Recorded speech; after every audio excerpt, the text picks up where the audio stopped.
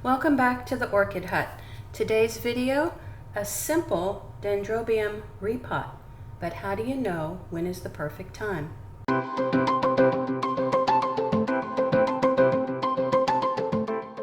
My name is Dana and thanks for joining me again at the Orchid Hut.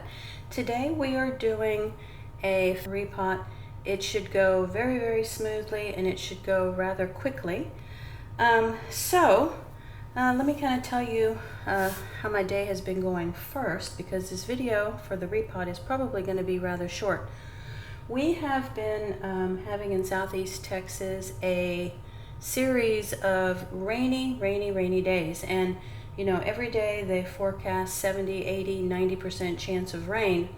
And so, you know, trying to get your errands done and get out, you know, and accomplish things like grocery shopping and taking things to the post office or whatever else you need to do, you know, it's just been a game of dodging the rain. So when it seems to stop, you know, you kind of dash out and try to take care of something before the next downpour starts. The outdoor orchids, though, are just absolutely loving it. The humidity is, you know, 100%. You can cut the air with a knife. It's so thick and humid outside, but there is a little bit of a breeze, which I think the orchids appreciate along with the humidity. I'm not having to do any kind of watering outside right now. The orchids that are along the wall of the Orchid Hut do tend to get a little bit of rain that blows in under the eaves. And the orchids that are out on my new project, which I haven't shown you yet, so the outdoor orchids that are in a new area get, you know, full-on rain as it filters through the limbs and branches and leaves of the canopy up above. So there's no watering needed outside right now. So I've just been having to water indoor orchids. The weather has definitely taken a turn the last few days. The heat is noticeably increased. I don't think we are going to have any more beautiful, cool days like we had at the end of April. So, you know, such as it is, the orchids are going to be really enjoying it now outside for the growing season. All right, but the beginning of the growing season is also repotting season for many orchids. And today we are going to be repotting this Dendrobium orchid. And this one has been in my collection for a little over 2 years. Let's have a look at the name before we go any further. It's Dendrobium Venus Mini. And it bloomed for me for the first time in the fall of 2021. And that was when I did a video on this orchid as a featured orchid. So anytime an orchid blooms in my care for the first time, I do a feature video on it. And so I will put a link to that in the upper right hand corner of the screen if you would like to see the first time that it bloomed for me in the fall of 2021. It did bloom again this past fall in 2022, and the bloom spike was right here on this tallest cane. So hopefully the camera can pick up on this, but these two largest canes right here are the two canes that have grown in my care. And when I purchased this orchid, I believe, let's see, where did I purchase this one? I think it's possible that this one was a bag baby, or I may have bought it at my local nursery. Yeah, I think that's it. I bought it at my local nursery. Every once in a while they would have a shipment of Dendrobium orchids. But when I purchased it, it had all of the little canes down here from when it was a seedling orchid. And then it had a slightly taller one that has since lost its leaves. It had this one, still has a leaf. And it had this cane when I purchased it. So it basically had three, more mature canes. And since that time, it has grown these other two, which have bloomed for me each year in the fall. So, what I have observed with this orchid is that it is not picky in the least. It has grown under the grow lights. It has been in my bay window getting natural morning sun.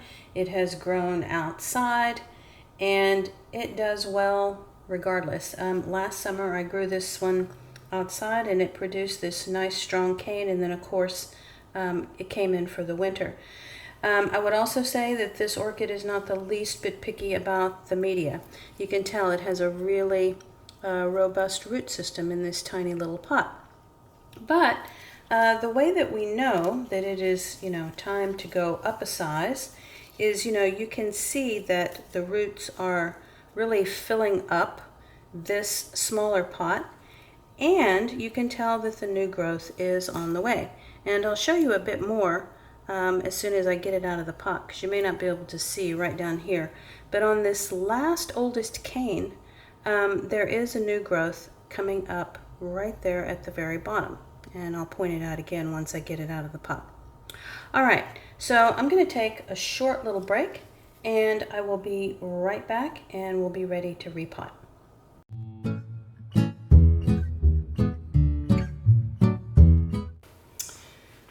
Okay, so all of my supplies now are gathered. I have my nippers here, which have been sterilized with the flame. Not really expecting to have to use these. I do have hydrogen peroxide on hand in case I think the root system needs to be sprayed. However, I'm not expecting to have to use that. And in the event that I cut into any tissue that is alive, I do have cinnamon on standby in case I need that. Really not expecting any of those things. So the goal here is to let as much of this media fall away as possible without tinkering with the root system too much. This is a finer root system. Certainly these little roots are much more delicate than for a Phalaenopsis orchid. So what falls away, falls away. I will try to pick off what I can when it doesn't destroy the roots. And if a little bit of the old media is left behind, that's not the end of the world. We are going to be putting it in a pot that is one size up, so it has some additional room to grow for at least a couple of years. And I had another pot here that I had considered, and these two are relatively the same, but I prefer this one because it has just a tiny bit more aeration in the side and at the bottom of the pot. They were both cone pots, with the cone in the bottom of the pot, but I do like this one because it has a little bit more aeration in the sides. And so that'll be the new pot that we're going with. I have what I'm calling just some leftover media. So this is scraps and bits and pieces of media that I collected as I was repotting other orchids. And like I said, this one is not particular, so a little bit of mixed orchid bark is perfectly okay for this orchid. Okay, so one of the other videos that I will put a link to, and you can watch it after you finish this one, I did a video on all about dendrobiums that belong to the type Phalaenanthe. And that's a fancy word for saying that this is a Phalaenopsis type orchid. And it has absolutely nothing to do with the Phalaenopsis orchid, other than it uses that same name, I think mostly because the bloom spike looks similar to a Phalaenopsis bloom spike on these types of dendrobiums, but it is dendrobium all the way here. Okay, so let's remove the stakes and take this out of the pot. And I think I should just be able to just grasp it and pull, let's hope. Now there are some roots, in the bottom of this pot, which are probably going to be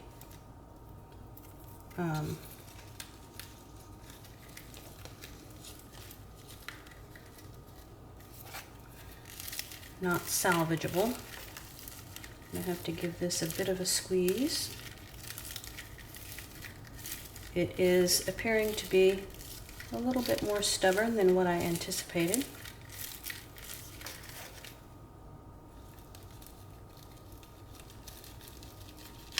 There it goes.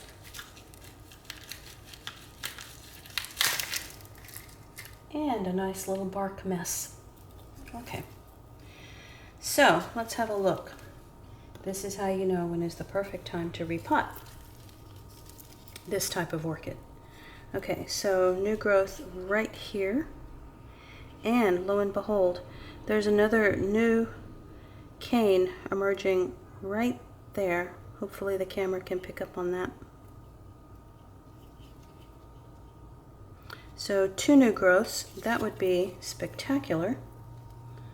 And that's all that I see for the moment. Now, the reason that those 2 new growths signal the perfect time to repot is because on this orchid, and you have to sort of notice the individual behavior of your orchids, but on this particular orchid, it does send out new roots when that new cane development is, maybe 2 or 3 inches tall. So the cane does not have to be fully developed on this orchid before the new root system begins. So once I get this in a new pot, then this orchid will be set and ready to go for producing that new root system and sending the new roots down into the new media. Okay.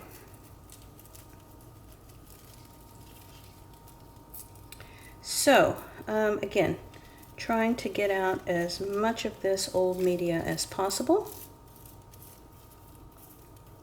And if some stays behind, it will not be the end of the world. It's not particularly degraded at this point. You know, this orchid has been in this little pot for a good 2 years, and the bark is still in decent shape. This was not cocoa husk. It was not the bark that deteriorates more quickly. This was really a hardwood type of bark, along with some lava rock, a little bit of perlite, sponge rock. Okay, so what I'm going to do next is take a tiny little break here, and I'm going to take this over to the sink, and I'm going to see if any of this additional bark is willing to break away from the root system just by having water run over it. And then I'll be back to show you how that looks.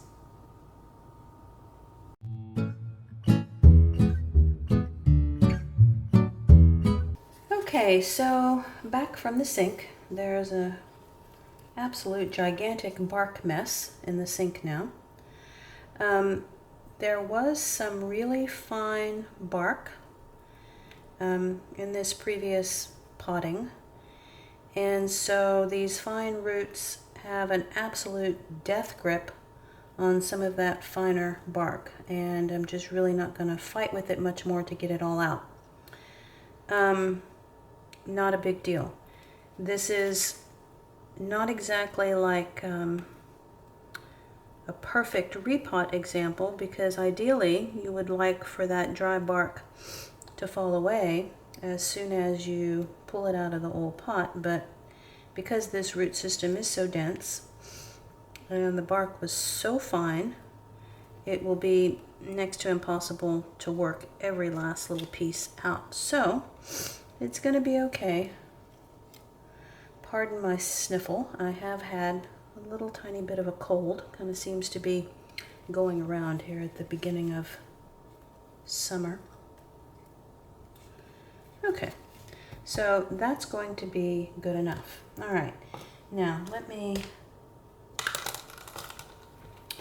get this old bark out of the way.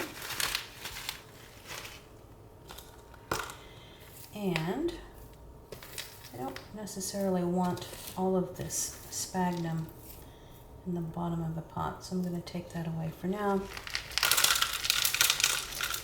Put a little bit of the new bark mixture in the new pot, check the depth, and you know, if this pot were larger, it would make some sense to put some crocking in the bottom, but this pot is not particularly large, so you really don't need chunks of anything down in the bottom. Okay, maybe just the tiniest bit more.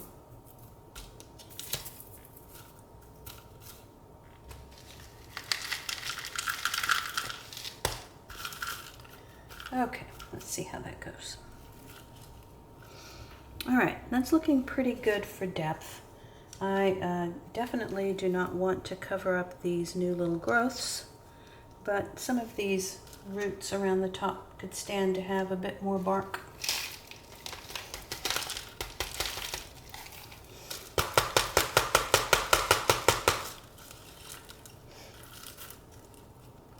And because I have the two new growths that I can see coming out on this side of the pot, you know, there's really not any way to kind of push it to one side, and I sometimes think that looks a little bit funny anyway, but I do want to make sure that I'm leaving enough space so that those new growths have room, and possibly, you know, this can stay in this pot now for another 2 years if I'm lucky. And then there will be room for even another year's growth. I don't know if you can see the tiny little fire ant that's crawling on my cabinet.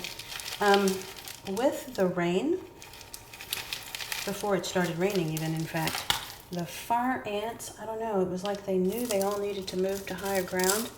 And I actually have some fire ants hanging around the bottoms of my orchid pots. And I really don't like putting out poison, because there are so many critters out there that are natural predators for bugs that tend to do damage to orchids. So I hate putting sprays and poisons, but if those ants don't go away after this rainy spell, I'm gonna have to do something, because the ants are coming in the house every time I bring an orchid in to repot it. There he is, right there. Okay.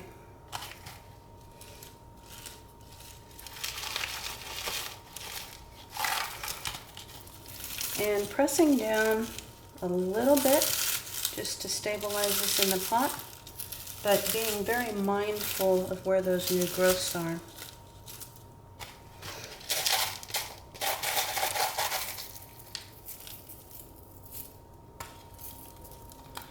This mixture had a little bit of cocoa husk mixed in it, I think from the catasetum repot that I did, but it should be fine. It's mostly at the top of the pot. Okay, so there we are.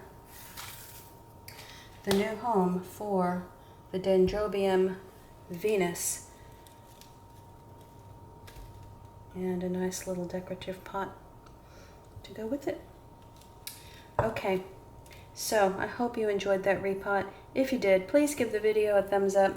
The subscribe button will be coming up in the bottom right-hand corner of the screen. Thanks so much for watching, and talk to you next time.